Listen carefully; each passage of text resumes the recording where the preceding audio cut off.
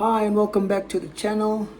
It's the international break, so things are a bit slow in terms of the footballing front, well, at least in terms of the club footballing side of things. So, in this international break, I decided I'm gonna be bringing you guys new content. I'm gonna try to bring you like a new series of episodes, in which I'm gonna focus on Man United players and basically I'm gonna look into the type of season they've had. I'm gonna look at their individual stats as well as my own personal thoughts and how the season has gone for them as an individual and how I feel they've contributed towards the team. So, in this very first episode, I'm going to be focusing on Kobbie Mainoo, my boy, my star boy. I just thought it was only right that I started with him. So yeah, let's get started. When it comes to footballers, I'm someone who genuinely believes that you need to combine, when you judge a player, you need to combine both their stats, the individual stats, as well as the eye test. That's how I judge players, at least. So basically what happens is I look at the individual stats and how they're contributing to their team, and then I also look at what I see with my own eyes. Forget the stats, put the stats aside. It's just when I watch the player, am I impressed?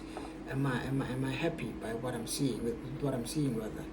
So with Kobbie Mainoo, I'm gonna look at his stats as well as give you my personal opinion on him.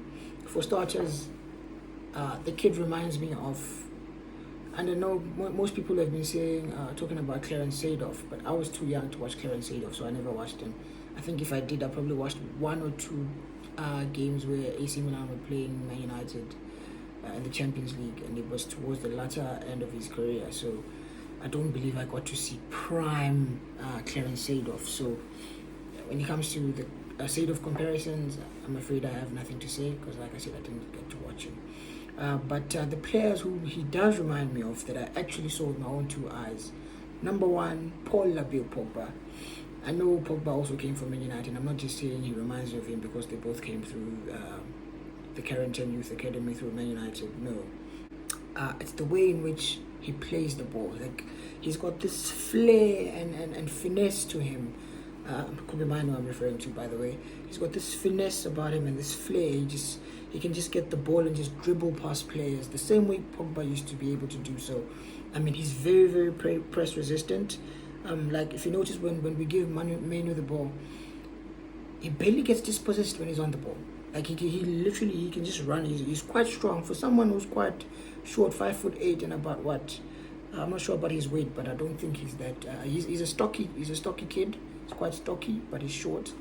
But he's very, very strong, and of course he's still gonna grow stronger and stronger. So he's gonna be even more press resistant because people won't be able to get the ball off him once he gets going with it.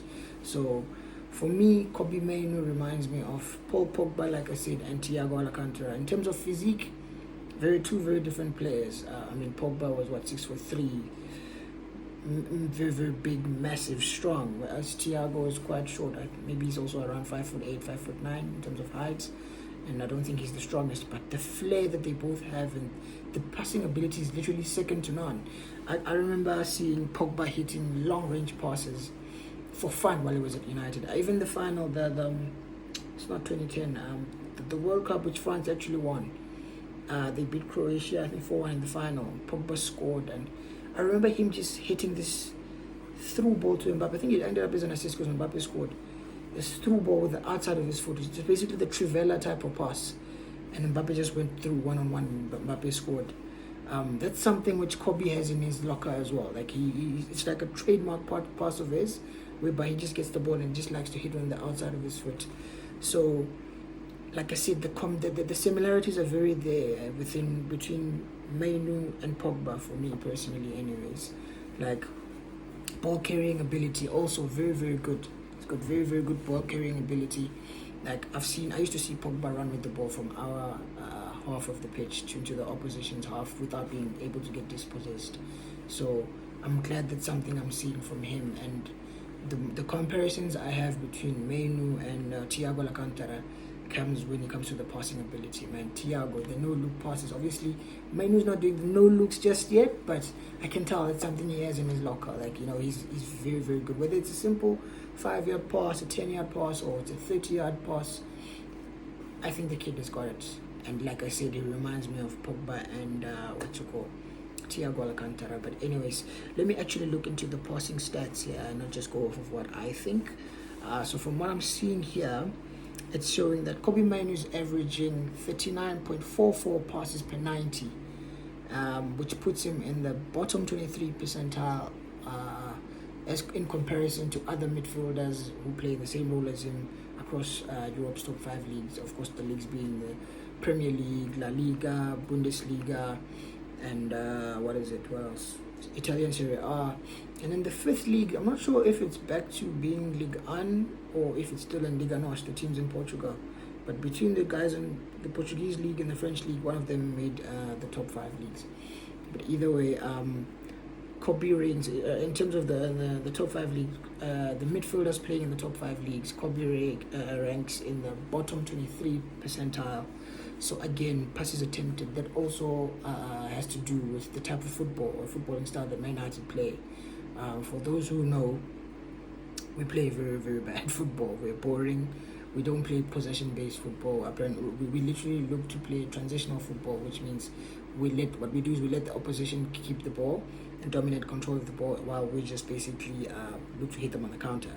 So, but then that's where Kobbie comes in. Like, whenever he gets on the ball, he just dictates the game. You know, he controls the tempo of the game. He's able to do that as young as he is. At 18 years old, he's able to do that. But the stats here are showing that he's not attempting too many passes per 90. But again, like I said, that's also to do with the fact that we don't keep the ball for so long as Man United.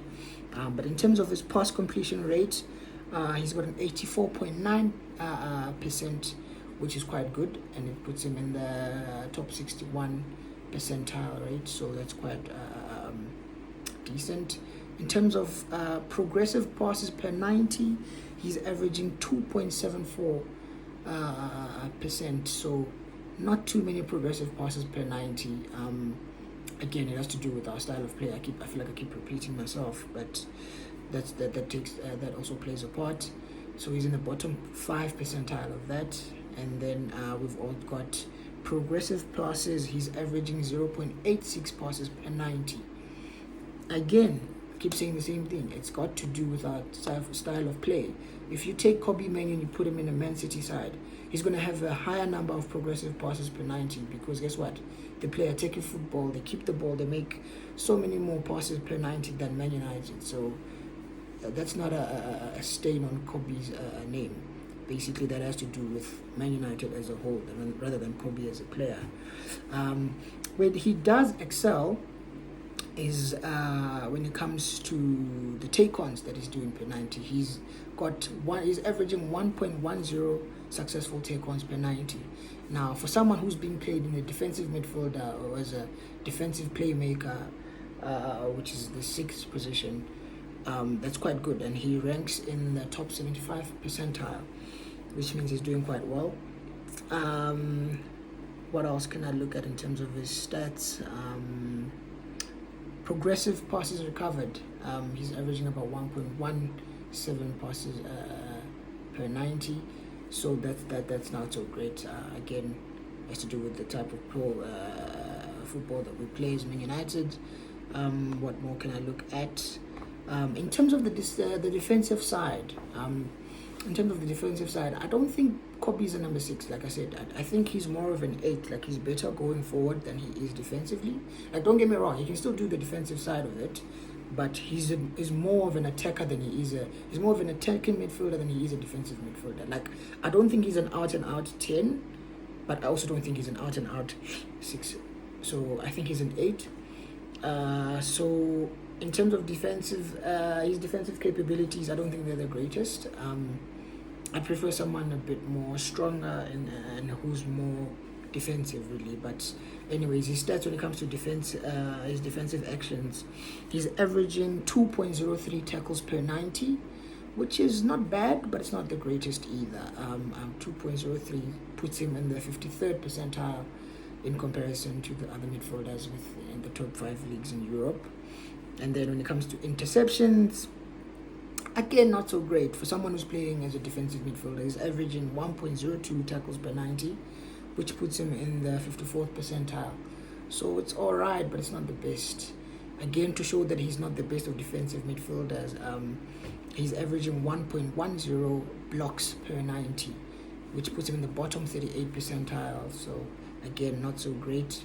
However, there's a bit of a contrast when it comes to clearances he's making per 90. He's averaging 2.11 clearances per 90, which puts him in the top 92 percentile.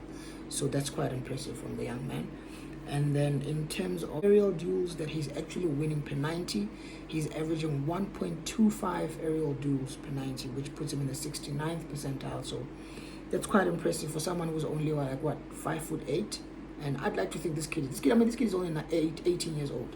He's only turning 19 now in April, in about a month or so. So for someone who's only 18, it's quite short for a defensive midfielder. But hey, we've seen Kante do it as short as he was.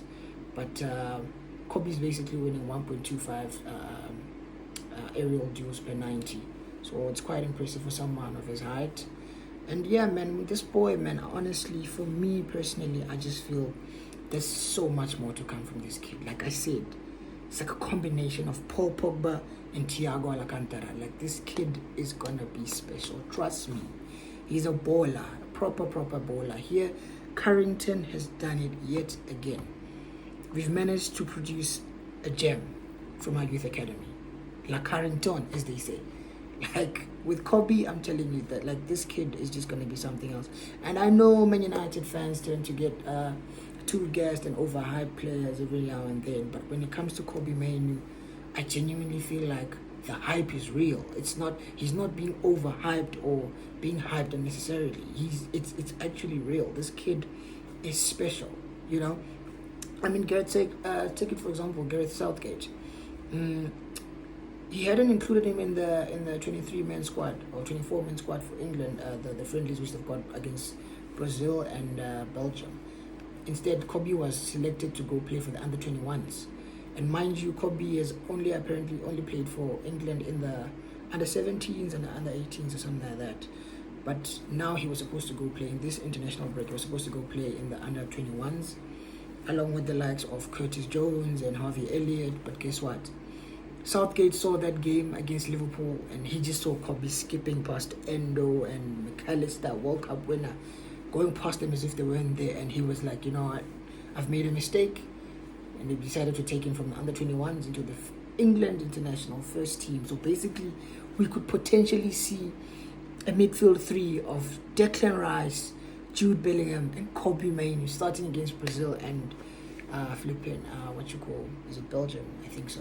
That they're facing in the international friendlies. I personally don't think that he's going to start both games. I don't think he'll start either, in fact, if I'm being honest. I think he'll probably get like 20-30 minutes, the last 20 to 30 minutes in both games, coming on as a sub, which, hey, it's better than nothing, so I take that. But trust me here, Manchester United here have got a gem in our hands.